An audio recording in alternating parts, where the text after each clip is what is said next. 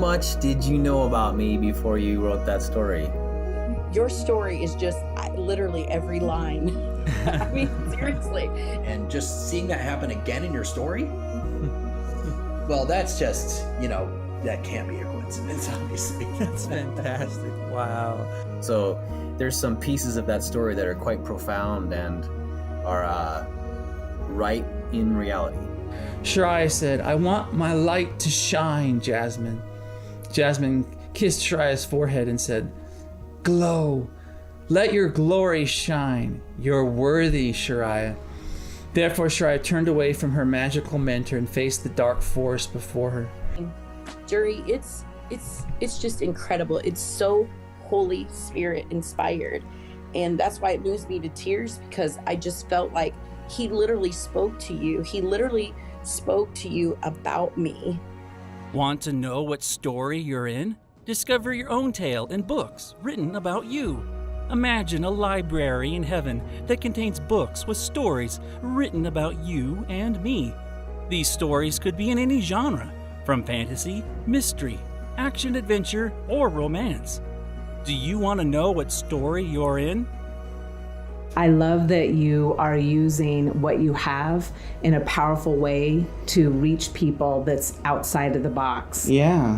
You're using your skill set to lower the wall that would keep people from wanting to receive, and you're releasing what you have in a way that can be received by someone who doesn't yet know the love of God. Yeah. And I really commend you for that. It is a forerunning that you are doing. Thank you. You're pioneering it. Yeah. A couple people text me, what does this mean, when I sent them the link. Right. I've never heard of this before. That's right, because I think Jurri's the only one doing it. And I really commend you for it. Thank you. Marcia and Edwin, thank you. Order a personalized, revelatory, unique story to discover the glory inside your heart. Peer into the pages of the Father. Become a legend and discover your identity and destiny here in Legends of the Wind. Click the link, order now. And hello and welcome to the Legends of the Wind podcast. I'm Jurri Schenck. Thank you for joining us tonight. It is a pleasure to have our guest on tonight. It's Dr. Nick Gough, and he has a powerful story called Owls Among Us. So we'll be getting to that very soon. So I want to welcome you and thank you very much for joining us and watching. One of the things that we talk about here is storytelling from a prophetic point of view. How does story help you reveal your identity and destiny? And now, have you ever wondered what story you're in? Or who are you? Or what is your quest in life? Legends of the Wind can provide answers to that. What we have here is what we call becoming a legend. What does it mean to become a legend? Well, it's not necessarily like, look how famous I am, or I'm on television, or I'm a movie star. It is actually a function. Legends are on a map, and they show where you are and show what things are on a map, and that way you can find out who you are and where you're going on your journey. And prophetic storytelling through the legends here at Legends of the Wind give that insight and revelation to the people. And even if you're a listener or a reader and it's not your story, you still can get insight and revelation for yourself as well, because the stories may be for one person, it's still universal in application. So thank you very much for joining us. If you wouldn't mind, would you hit the subscribe button and the like button, and hit the bell button as well, so that we can get more visibility. Now, tonight's show has a question about it. And it is, are you ready for your next assignment? Now, last week on our show, we had Tammy Ahrens, and her story was absolutely amazing. It was called Coffee House, and that story enabled her to have great insight on how to handle increase, overwhelming increase, and to guide her, to help her to be on guard from being offended. And it's a really rich, powerful story, and I highly check out on our YouTube channel. Now, we have some business. It is Christmas season, and Christmas is coming up. Hey, Marcia, how are you? And Alisha is there as well. Thank you very much for joining us. Now, on our Christmas sale we have going on right now, it is a buy one, get one free time, and the promotion ends on December 31st. Typically, a story will cost $250. And it takes about 3 hours of my time. It takes 2 hours to write and prepare the story, and then an hour to be on the show. And right now, we're giving that for buy one, get one free for $145. And this special is only this one time. And after that, we'll be going back to our full price. Now, you can do this story for yourself. You can get a second story for yourself. If you want to gift the second story to someone else, when you order, please go ahead and add the name and email of that person.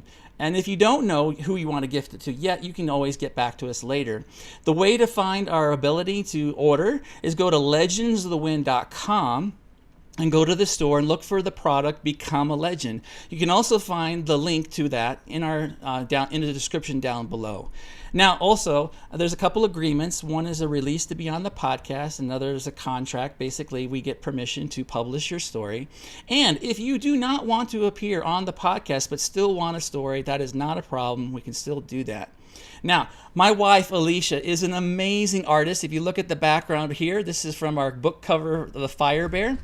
And it's for our book, for Legends of the Wind, Volume 1. This contains 20 prophetic stories written in it, and it has an amazing set of revelations and insights of fantasy and adventure, and it is super good storytelling. You would highly enjoy it. But also, not only that we have that book, Alisha has done illustrations for book covers for our guests. And these are special one-time printing. And it's like a keepsake. It's something that you can have your prophetic story in, and you can enjoy it and have it and share it with others. So check that out in our store as well. And we just got these in the mail too. You got to check this out. Alicia's painting, which everyone loves, of the lion. We now have our black coffee mugs at different sizes, and her buffalo as well. And they're in our store as well. So check that out. These are really good quality. The contrast and the printing is superb, so definitely check that out. So thank you so much for joining us tonight. That's enough of our business. Now, I would like to introduce our guest. It is Dr. Nick Gough. So, Nick, I am bringing you on. Here we go. Great. This is Dr. Nick Gough. Thank you for joining us tonight. It's good to see you. Jurri, what an honor to be with you, and I'm so excited, especially you taking your time and going through all this. I'm looking forward to tonight, so thank you. Wow, thank you for being our guest. So what's interesting is how I got connected with Dr. Nick is our Alisha and I's pastor from Los Angeles, Tom Wright, connected us. And so just for the disclosure to the audience, I did have a little bit of a conversation prior to writing his story. But I can tell you that there's nothing in this story that had anything to do, as far as I could tell, about our previous conversation. And so, Nick, why don't you introduce yourself to the audience and let them know who you are? Jurri, thank you.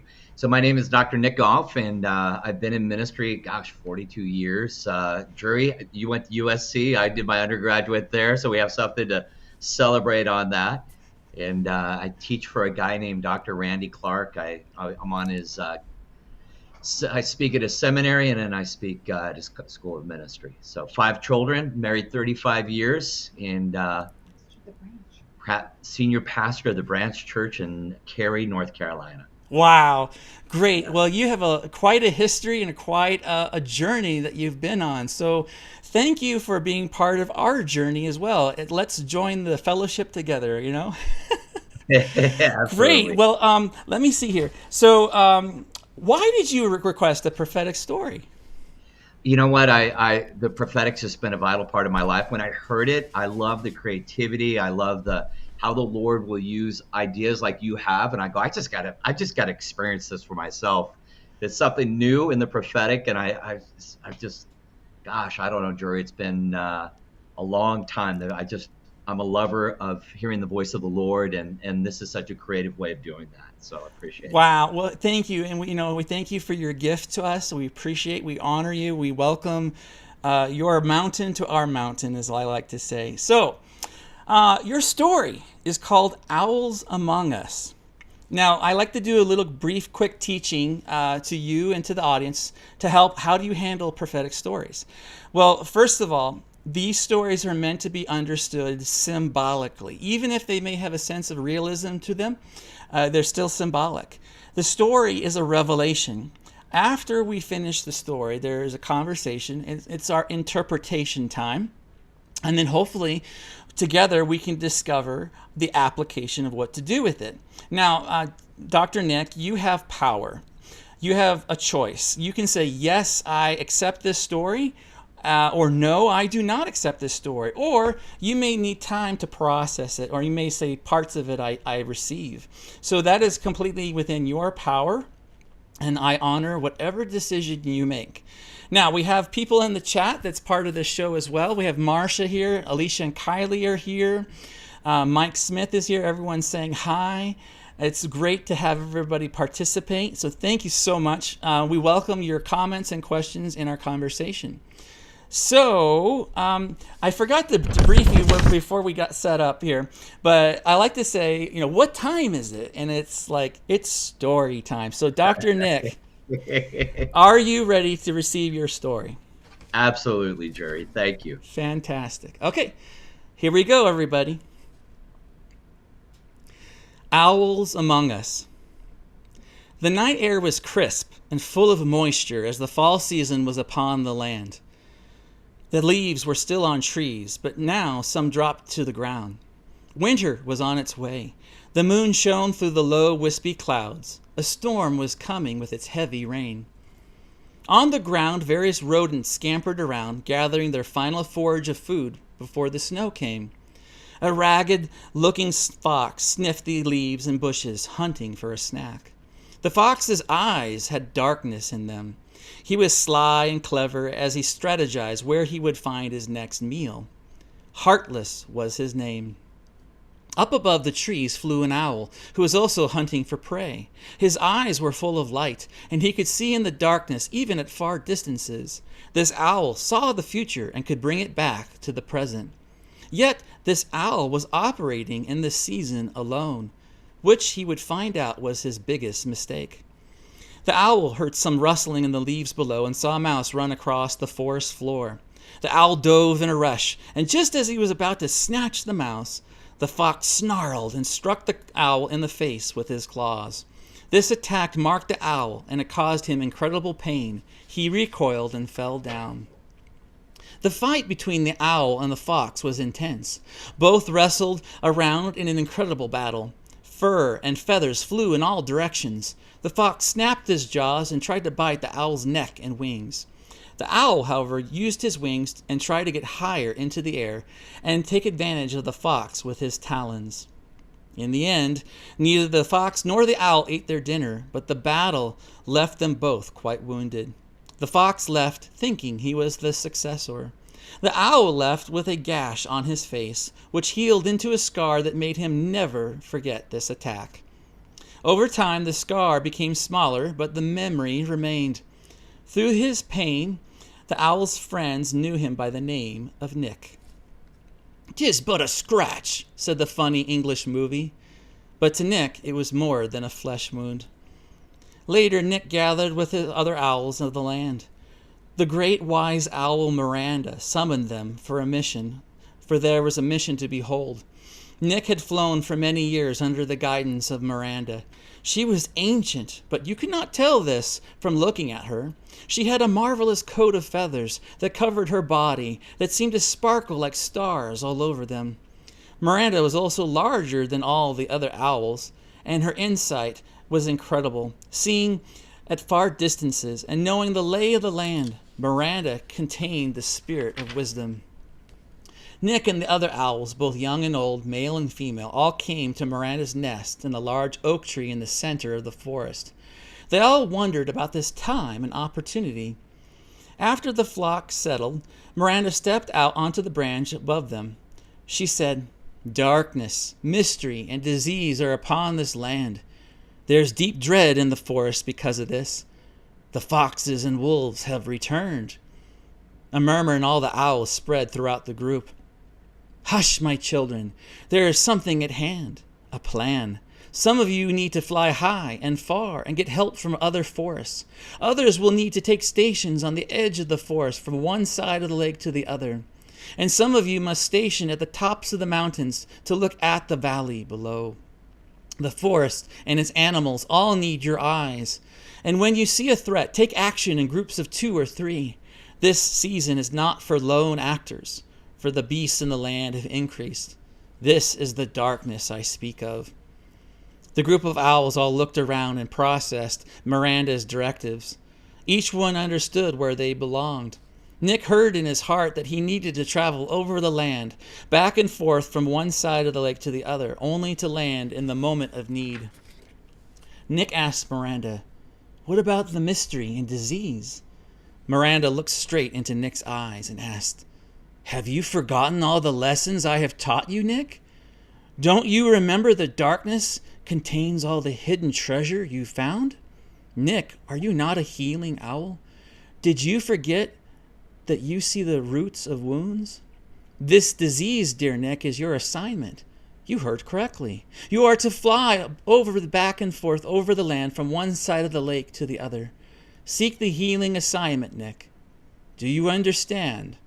Nick bowed deep and held his wing out in honor. "My wise lady, you know my heart and heard it well. I will do as you ask." "There is more, Nick," said Miranda. "Come on to this branch next to me." All the other owls watched Nick as he flew from the very back of the group and landed on the branch. Miranda was a whole head taller than Nick. She towered over him and reached out with one wing around him. With special words, she cooed and hooted low tones over him, in only the way an owl could speak. The words from her breasts beat out in a rhythm. Nick closed his eyes and imagined the love he felt from Miranda. Something different happened. Miranda stopped, and Nick opened his eyes, and they looked at each other. Nick asked, "What did you do?" "Years ago, you earned the name Nick because of the battle with the fox. What I did was speak to your heart a healing prayer. You will find new things that will change your name. We will all know you as Nick, yes, but my words are birthing a new name in you. Soon the entire land will know about you again, but not for what you have done in the past, but who you are in the future." Nick inhaled deeply and released a breath of life from within him. There was a shift in his heart and a spark of hope as well. "But aren't I too old for this?" asked Nick. Miranda scoffed and said, "Do you know what you're asking? Do you want this mountain or not, Nick? Look at all these other owls. Do you not know what they have done with you, for you, and by you? Do you know what a gift you are to them? Today is your assignment, but there's one more thing you need." Miranda stepped back into the large hole in the tree. All eyes were on Nick and Miranda. This was a special time for a new commissioning. Nick looked down at them while he waited. He peered into their eyes and felt their love and compassion. One owl gave a gentle hoot. "Peace, brother." Miranda returned with a lucky rabbit's foot chain on it with a golden key and gave it to Nick. "I have brought you fortune and favor. You're going to places over the land and the shores of the lake with this. When gatekeepers see you with it, they will immediately let you open the doors. Therefore know this: we have already won the battle. You will unlock doors to open up investments in places that are not just within the 4 walls of our roosts. You must take those who have been waiting in the wings and tell them to follow their dreams and the desires of their hearts. It is what we call permission granted. Now, Nick, I grant you permission to go with what is in your heart and to know and to see that you will achieve all the desires that belong to you." Nick looked at the lucky rabbit's foot and its golden key. As he placed it into the feathers of his chest, he felt the weapon touch his heart. Suddenly, light shined in his eyes, and he felt an incredible force of joy ignite inside him. This new power released in him even greater confidence that what he saw years ago would finally come to pass. His other owls cheered with delight. Miranda reached out her wing to Nick one more time and said, "Go! The disease and darkness have increased. Go, all of you. I release all of you, all of your desires, all of your dreams, all of your passions. It is time to open up the night and bring forth the dawn of the sun. Nick flapped his wings and took to the air. All the other owls joined him, and together they flew as one flock in and over the lake. They looked around and saw all of their specific stations, and then in teams of 2s and 3s, they split apart and followed their assignments. The lake below glistened in the moonlight, and the stars sparkled above. Nick took his place on one side of the lake in the tallest tree he could find, and looked down at the foxes and wolves. With each night and with each day, he made his transitions over the lake, looking for wherever he needed to heal the land. Each animal he encountered saw the lucky rabbit-foot chain and its key, and knew Nick was the right man for the job.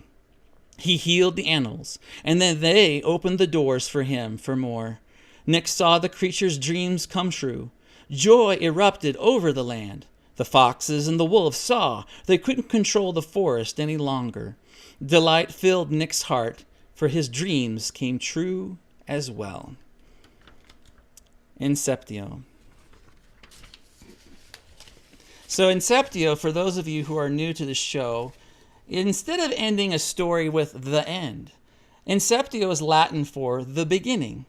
And the idea is that this story gets you grounded today and points you to your future, where you, Dr. Nick, will finish your parable. So it's sort of like Kim Clement saying, I see you in the future, and there you are. You look much better there than you look right now. So there's your story. Wow, Jurri, I tell you, that was amazing. Especially about the foxes, the scars, relevant to what the season we're in right now. Unbeknownst to you, like the Golden Key. Yes. We were pastoring in Montana for 14 years, and Okay. I had a prophetic intercessor come up and present me a golden key, and he goes, "This key is favor in the city." So for me, that key is favor. And when you talk about the golden key, favor, because when you have favor, it's a supernatural grace.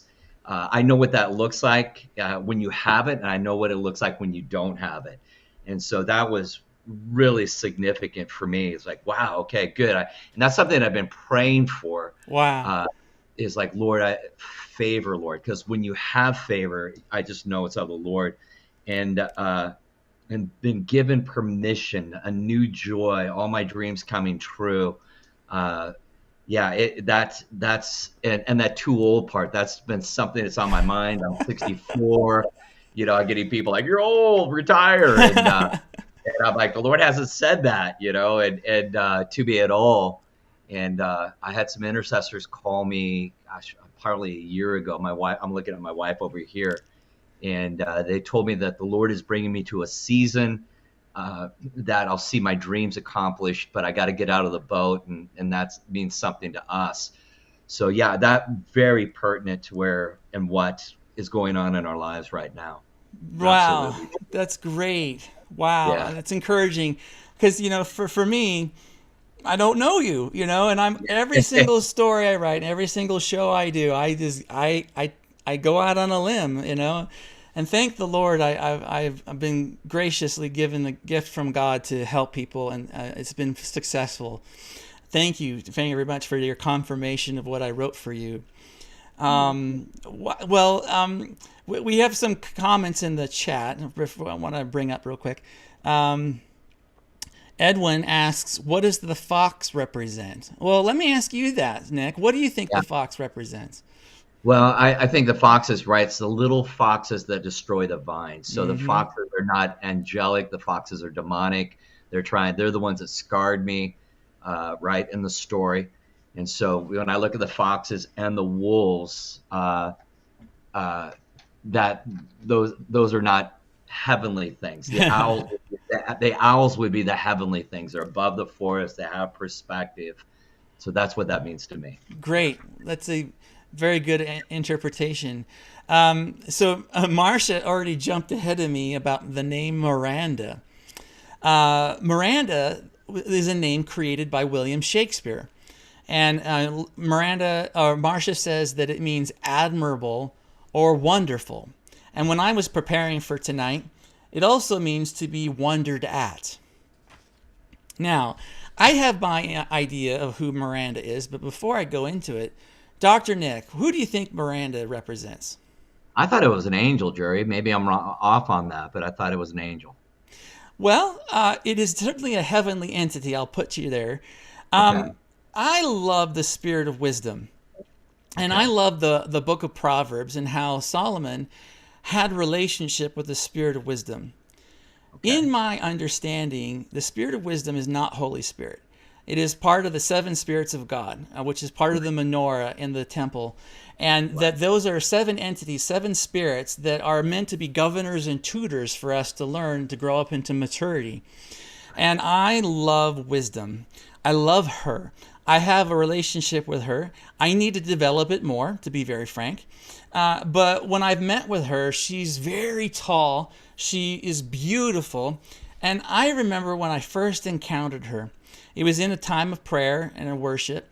And she's like, I have been waiting for you to come meet with me, Jurri.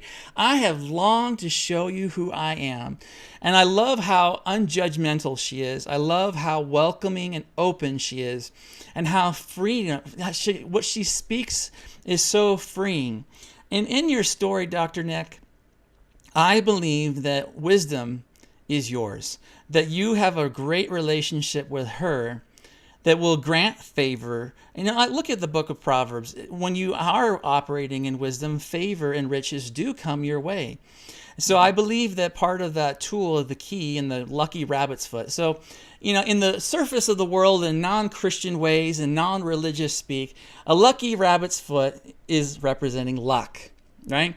And some Christians may go, oh, there's no such thing as luck. Well, maybe there is, maybe there isn't. But what this story represents for you is that favor, that symbol. And so I would not get all hung up about luck and the religious spirit. But I would say to you, Dr. Nick, is that wisdom is here for you, that the spirit of wisdom is present for you to grant you the access to where you need to go. Okay. That where you have beyond the 4 walls of your roost, if you follow me, that you're going to be entering into relationships and places that are going to be incredible, that no other person would have favor but you and have access to, where you're going to be making a great impact in those places for healing and revelation. And I believe it has to do with investments. Now, I look at it from a financial point of view, and I look at it from a project point of view for people as well, where people have resources. And I see you as being a connector in that place of favor, so that as you are connected to those gatekeepers, after you pass through those thresholds, you are going to open up doors for other people to have favor with them, with you as well. So I hope that makes sense to you. Absolutely, it does. Yeah. Good. So the idea here is that the spirit of wisdom is Miranda. And when you think about what she speaks, and if you engage her, if you engage heaven, you're going to wonder at her. And sometimes it may be awe, right? But sometimes she may say something that takes faith, and you're going to have to wonder. So it's a double entendre of a word. And that's the mystery that you're going to be operating in under. So I believe that you are familiar with mystery, but I also believe that a whole nother level of understanding the mysteries. The Bible talks about the cloud of the fire and the cloud by day and the fire by night. God's always moving. He's always moving. And the prophetic isn't the end all to be all. It isn't the pinnacle of the spiritual movement. It is only the doorway to the heavenly places. So I would encourage you and your people to not be stuck in just the prophetic, but to learn about ascension, to learn about interactive relationship with heaven. And I believe that that is part of Miranda's quest for you guys, is that God's moving you guys as a body more further along. And that is about accessing heaven. I do a little quick rhetorical questions. This is mainly not for you, Dr. Nick, but mainly for your flock. So does the Bible say that we're already seated in heavenly places? Yes, it does. Does the Bible say that the only way to the Father is through Christ? Yes. Right. Okay. So who is more powerful, Jesus or death? Jesus. Okay. So then why, as Christians, do we say, when I die physically, then I will go to heaven? Yep, absolutely right. Now, are there dead people in heaven? No. No. So the Bible says it's wrong to speak with the dead, right? Mm-hmm. So if there's no dead people in heaven and you realize that you don't have to die and you wait until you die to go to heaven, that means today is your opportunity. Today is your opportunity to engage with heaven. Now, Dr. Nick, is there two churches? Is there one in heaven and one on earth? No. There's Just one. And it's a family, right? So when you're asleep and you're going to awaken prophetically or spiritually, and you have your senses come to you, you're in bed, you're asleep, you have to wake up, right? The first sense that comes to you is your touch, right? You feel the comforter, you feel the bed, you feel the warmth. Then your hearing opens up. You hear the lawnmower being pushed next door in the neighbor. Then your eyes open up and you see. Now, Dr. Nick, if you were an employee for a major company, you have a lot of responsibility, right? And all you do is wake up your eyes and you stay in bed and you don't get out of bed, out of the house. Do you think you would be an employee much longer? No. Right. Now, let's say it's a family. Let's say you stay in bed, but you have your dad out in the living room and your family milling around in the house. Do you think you would have much of a relationship if you lay in bed all day? No. No. Yeah. The idea is to have your eyes and ears open up and ascend out of your bed and go into the rooms of your family's house and interact with the people who are your family. And that's the challenge I have for you and your flock, is to open up your eyes and learn to interact with heaven. That it's not just Jesus. Now, is heaven just God? No. No, it's loud, it's noisy, it's partying, it's fun. There's places to go. There's the throne room, this glassy sea. There's the library heaven where I get your stories. There's the tree of life, the river of life, the sea of forgetfulness, the body parts room, the courts, all the different courts, the mountains. This is an opportunity to pioneer heaven. And it starts with you, Dr. Nick, and the spirit of wisdom of Miranda. How do you feel about this opportunity? I love it, man. It's making me hungry for the Lord. That's right. I want to encourage hunger for you. I want you to go like, for thousands and thousands of years, no man could fly, right? Yeah. Okay. Then in the early 1900s, the Wright brothers did the first manned flight. 60 some years later, we were on the moon. Yeah. Okay? If we recognize that we are sons and daughters of God, who we don't have to wait till we die to go to heaven, to ascend to those places, we're pioneering heaven. We're actually going back home. But think about that. We get to pioneer heaven. And then we bring it here. We bring and manifest it.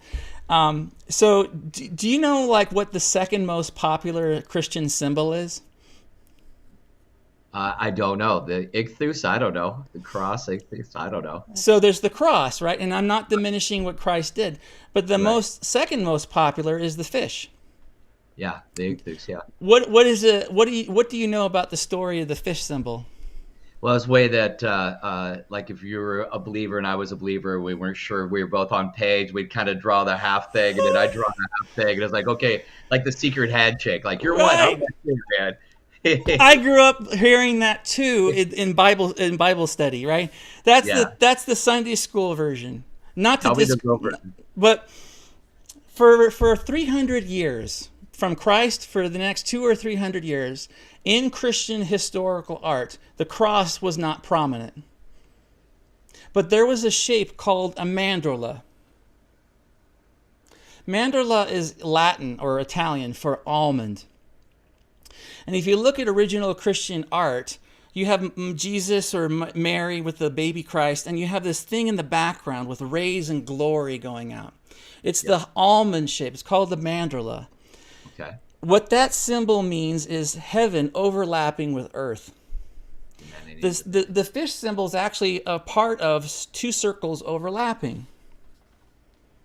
So for the first 200 or 300 years of Christendom, the focus wasn't on the cross, even though that's essential. The focus was overlapping heaven with earth.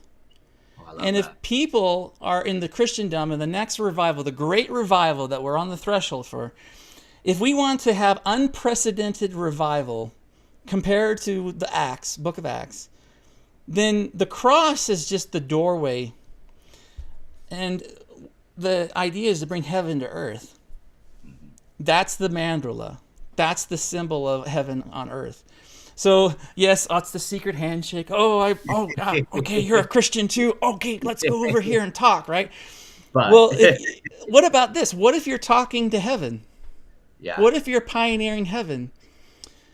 What if you have revelation for systems of government or business or corporations or the arts or family? What if you go to heaven and you get revelation from the Spirit of wisdom for your church? Yeah. What if everyone goes together and you all see each other there? Yeah. I'm only making you hungry. I'm purposely going through all this to draw it out of you, to say, dude, there is more, man. There is so much more. And the idea is to pioneer heaven. Marcia has a comment. Dr. Nick, please don't retire. We need you as a father of faith. You carry a richness that advances the kingdom of God that is greatly needed now. Thank you, Marcia. I appreciate that. Cool. So I kind of given you my spiel, my soapbox thing here. But can you tell us what you think about what I had to say? Oh, Gloria, I love it. Yeah, I love it. And what you're saying about, like, even it's something the Lord has been speaking to me. I understand what words of knowledge are, downloads of information, but I really feel there's something on the words of wisdom. Joseph had a word of wisdom. It was a marketplace idea, right? It's not going to rain for 7 years, so build grain silos. And it's something that I like when I teach. I'm like, God, I feel like we're going to come into a season on the 7 mountains where the word of wisdom is going to be prominent in creative ideas. And so I know, like Bill Johnson of Bethel right now, Chris Valentin is all about quantum computing. I believe it's one of those creative ideas, like this is what the Lord's speaking to go ahead. So when you said that, it's exciting me because I have a friend of mine who works at JPL, Jet Propulsion Laboratory, and the Lord, he has like 22 patents. Wow. And the Lord gives him downloads right before he wakes up. He'll test those. And like 2 of the technologies he's come up with are like standard technology on the F-22 and F-35 fighter plane. So I believe it's a realm that the Lord is opening up for us in this time and season to take back some of the things. So when you're saying that, I'm like, come on, Jesus, open that up. Open that up. I want to walk into that room. Yes, it's great. And by the way, we think of like witty inventions and we think, only engineers, right? I only have to get a patent lawyer. There are more witty inventions that are not in the category of math and drafting and CAD and beta testing. There are other witty inventions and other inventions that are whole other realms. And so I want to encourage you and your flock.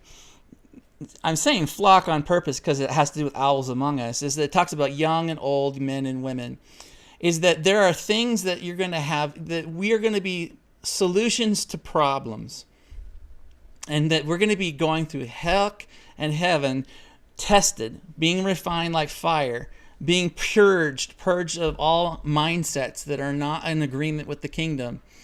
And then we have the relationship with heaven, the relationship with the Father, that allows us to become the containers of blessings financially and responsibly and with power and all that, so that we are not broken by that blessing. That's why for me and my wife, it's been hell, it's been hard, and I'm sure there's a lot of other people out there who are hearing this message right now who have been going through a whole bunch of pain. And so the way I look at it is that there was a season with Elijah when he carried the word of the Lord and said, there's no rain. And he was by the brook and he was given water and with sustenance from the meat of the ravens. But then that water dried up because of his word, no rain. Then he was moved on to Zarephath. And that's with the widow.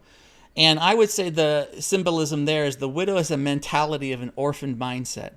And the word Zarephath means crucible or smelting pot. That means that probably Elijah had a lot of growing up to do with this woman who had a bad mindset. And so he had all the drosh surfacing in his character, and all that stuff had to be dealt with. But you know what's next? The showdown. Elijah's promoted to deal with Ahab and Jezebel and have the showdown on Mount Carmel. And to me, for myself and my wife, we're about to leave Zarephath, we believe. So Amen. That's a process that God brings people through. And I'm aware of it completely because I have to understand, what the heck are we going through, guys? So go ahead. What other thoughts do you have about your story? You know what? It sparked hope. Good. When I heard this, as you talked about the owls going above the forest, right? It gave me a heavenly perspective Yes. of what the Lord is doing in this season for my wife and I. So yeah, that was fantastic. Oh, good. Now, there's a part of your assignment that's in the story that says that you're supposed to be going back and forth over the borders of the lake. Dr. Nick, do you sense that you're going to be traveling in the near future? I used to travel a third of the year, right? And I Okay. was pastoring, traveling, and teaching. And so that's funny because one of the prophetic words we had coming out here, because we just planted a church in North Carolina, left a relatively large church in Montana that we're there 14 years in faith coming out here. Mm-hmm. And one of the words we had was we'd be traveling. And so that's confirmation on that. Oh, We're traveling again. So that makes a lot of sense. I travel now, but not as nearly as much as I was at one period of time. okay. Well, Yeah. I'm glad that's confirmation. You know, one thing I think I'm just picking up right now is, so you're an owl in this story, and you're going over the waters from one boundary to another boundary. The Bible in Genesis says that the Spirit of the Lord brooded over the waters. Brooded is almost a bird term, you know? Yeah. I believe that you are going to be encountering heaven in such a profound way that you're brooding over the waters of area where you are responsible for. That's the depths that you are responsible for, the insight, the wisdom, and that brooding is going to come from heaven. And so it's like you're a conduit where heaven's up here and you're bringing it to earth through your travels. So I would expect for you to have multiple regular encounters with heaven where you're going to be, it's like you're going to be traveling to a place and you're like, I have no idea what I'm going to speak on. But then as soon as sometimes right before you get there, the download will happen, whether it's through a dream or a conversation on the airplane or a revelation of some kind. So I would expect that for you. Okay. Marcia also has another comment. Spiritual intelligence is a word I got for you, Dr. Nick. You walk in that and will be instrumental in ushering others into walking into spiritual intelligence, which will be part of the revival coming. Woo! Come on. Nice. Nice. Marcia's very good. I love her. That was good, Marcia. I appreciate that. So unbeknownst to you, Jurri, is, I'm older, so I got saved in the Jesus movement. And in 1994, when the renewal broke out, the Toronto in Southern Cal, our church was right in the middle of that. Oh, wow. And our move to North Carolina, I was traveling. I was getting off a plane in Los Angeles, and I had a kid from Kona, Hawaii, call me and give me a prophetic word. And so in 2 days, I had 5 different people give me the exact same word. And the word was, you've been faithful. Now ask the Lord, he'll give your heart's desire. And my heart's desire is revival. I want to see it again. And so anyways, that's when she says that spiritual intelligence and bringing others into that's my heart. My heart is, I get more excitement about other people experiencing miracles and seeing it. I that's my heart. I want other people to see the dead raised, blind eyes open, deaf ears opened. And I've seen that in my ministry, but I want others to see that. So Marcia, that's encouraging. Good job. Thank you, Marcia. Beautiful. Wow. Well, you just said a key word, experience.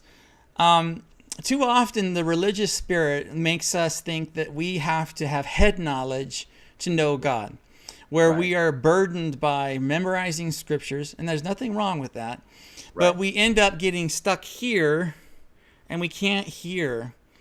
But the thing is, from here to here, the way to it is here. Seeing in the spirit and hearing and interacting. The God and heaven are meant to be experienced, not to be learned about. Absolutely. And I want to encourage everybody, because I hope that you share this video with your congregation. Absolutely. And that this is meant to be an experiential knowledge. You know, one of the things about storytelling is the hero's journey. And the hero's journey was a model called the monomyth that was researched by a guy named Joseph Campbell.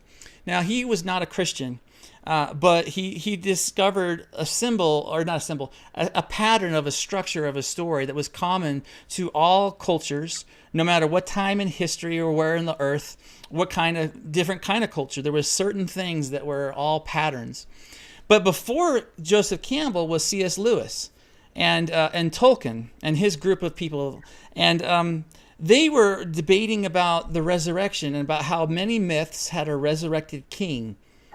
And C.S. Lewis became a Christian because of Tolkien. And it was because that he helped him realize that the Christ story was the true myth. It was about a king who did die and did come back to life. It was like a fact, a mythical fact.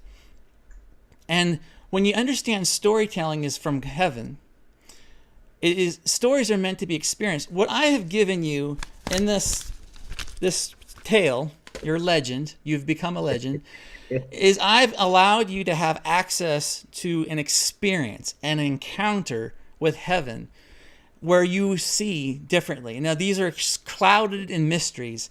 Parables mean dark saying or shadowed language. And the idea is that shadows are not evil. Shadows hide treasure for you to discover. And in the Bible, there are three kinds of shadows. There is the shadow of death, which most everybody will understand. But then most people don't know about the shadow of God. Shadow of God comes from the name Bazel. He was the young man who, in Jewish tradition, was just turned 13. He was the anointed. It was the first time someone was anointed in the Bible, which had the ability to make the tabernacle and the Ark of the Covenant. He understood the shadows, the types and shadows of heaven. And because he was 13 years old, that's not in the Bible, but that's according to Jewish tradition, he had 1 foot in childhood and 1 foot in manhood. And he had revelation on the shadows of heaven. And that's what these stories do for you. I'm creating an idea, an encounter for you to emotionally connect with, where I hide treasures like, who is an owl? What does the name Miranda mean? What does the fox mean? What does the wolf mean? What's the forest? What's the lake? They're like dream language. They're meant to be understood symbolically. And like, I have this book, a couple books. One is how numbers, what do numbers mean, right? And I adore Barbie Breathen. So we use this and we interpret our dreams and our stories all the time. And that's the method we use here at Legends. So, Dr. Nick, do you have any other thoughts about your story? Any other things that's on your heart? Jurri, I'm gonna meditate on this and listen to it again, because it was a word in season in such a unique way. I appreciate your gift. I appreciate you taking your time to hear the Lord on this, going into heaven and getting the story. So thank you. Oh, it is my pleasure. It is my honor to do that for you. And I want to thank you very much for treating me well, and that I honor you in your journey. I honor you in your history and your experiences. And I thank you for giving me the opportunity to minister to you and to the people that you represent. So it is an incredible honor for me as well. Thank you. Thank you, Jurri. It's such a pleasure. I hopefully will get my friends on with you, because what you're doing is a now it's a now gift, and it's so unique. So thank you. I appreciate it. Thank you. And for those of you who are watching still who haven't done so already, would you mind hitting the subscribe button and hit the like button and hit the bell button so that you're notified of future broadcasts? And for those of you who are wanting to have an experience like this, just like what Dr. Nick had with his story, Owls Among Us, you can order a prophetic story from me at legendsofthewind.com. There's a link in the description below. For this Christmas season, we're doing a promotion. Now, a typical one story is $250. It's 3 hours of my time and talent. And you can get that for buy one, get one free for $145. So we welcome your opportunity to have a story and for you to become a legend. Wow. This is a great show, man. I'm so glad that you allowed me the opportunity to do this for you. I love your story. I also I was like, oh, Alisha, if she could paint a painting of this would be beautiful. So, Jurri, thank you. I appreciate it, brother. Cool. Yeah. Wow. This is a wonderful show. It's a pleasure to meet you. Everyone, thank you for watching us. Nick, don't go hang up. We're going to still talk afterward. Okay. Everyone, thank you for joining us tonight on Legends of the Wind. It is a pleasure to serve you as the audience and also Dr. Nick with his story for becoming a legend. And I will see you on the next broadcast. Thank you very much and have a good night.